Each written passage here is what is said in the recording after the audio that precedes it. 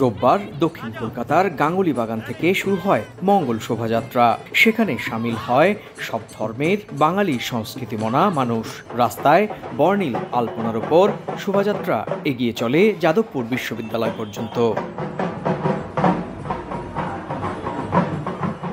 বাঘ সিংহের মুখোশ, লাল হলুদ রঙের ট্যাটু, লাঠি খেলা, ঢাকঢোল মাদল নিয়ে এগিয়ে চলা শোভাযাত্রা স্মরণ করায় বাঙালির সংস্কৃতিকে।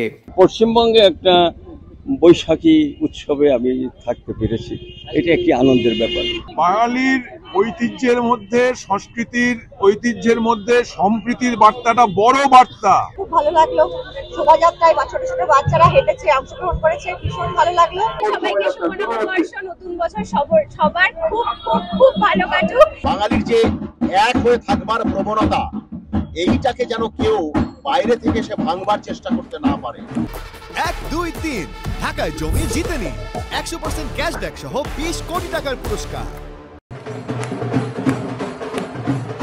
পশ্চিমবঙ্গ রাজ্য সরকারও এই দিনটিকে বাংলা দিবস হিসেবে ঘোষণা করে নানা আয়োজনের মধ্য দিয়ে পালন করছে, যদিও তা নিয়ে রয়েছে মিশ্র প্রতিক্রিয়া। আমি চাই দুর্নীতি দূর হোক, অত্যাচার দূর হোক, কুশাসন দূর হোক, তোলাবাজি দূর হোক। নতুন বছরে মানুষ সুখে শান্তিতে সম্মান নিয়ে বাঁচে।